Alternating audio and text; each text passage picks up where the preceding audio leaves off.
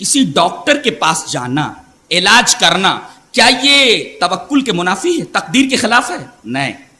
دلیل یہ حدیث پاک. وان ابی خزامۃ عن ابیہ رضی اللہ تعالی عنہ قال سألت رسول اللہ صلی اللہ علیہ وسلم فقلت یا رسول اللہ ارأیت رقا نسترقیها ودواء نتداوى به وتقاتا نتقیها هل ترد من قدر اللہ شیئا قال هي من قدر اللہ رواہ الترمذی فی کتاب الطب رواہ ابو داؤد فی کتاب. حضرت امام ابی داؤد اس حدیث پاک کو اسے کتاب الطب کے اندر لڑ.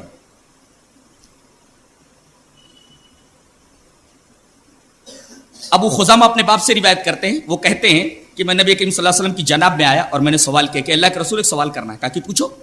کہا کہ سوال یہ ہے اللہ کے رسول کہ ہم لوگ جب بیمار ہوتے ہیں تو علاج و معالجہ کے لیے ڈاکٹر کے پاس جاتے ہیں، وہ دوا ان نتداوی بھی وہ توقاتن نتقیہ، اور اس طریقے سے ہم بہت ساری احتیاطی تدابیر اختیار کرتے ہیں، ہائیجینک اصولوں کو برتتے ہیں.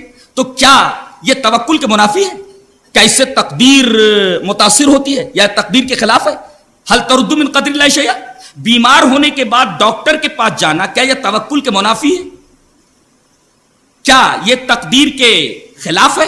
نبی کریم صلی اللہ علیہ وسلم نے ارشاد فرمایا ہی من قدر اللہ، یہ علاج و معالجہ کرنا، ڈاکٹر کے پاس جانا، یہ بھی تقدیر میں ہے.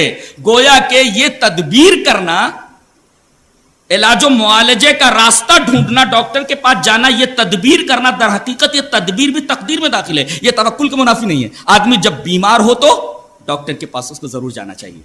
گویا یہ بات معلوم ہوئی کہ علاج و معالجہ یہ تقدیر کے خلاف نہیں اور توکل کے منافی بھی نہیں ہے. بیمار ہو تو آدمی ڈاکٹر کے پاس جائے.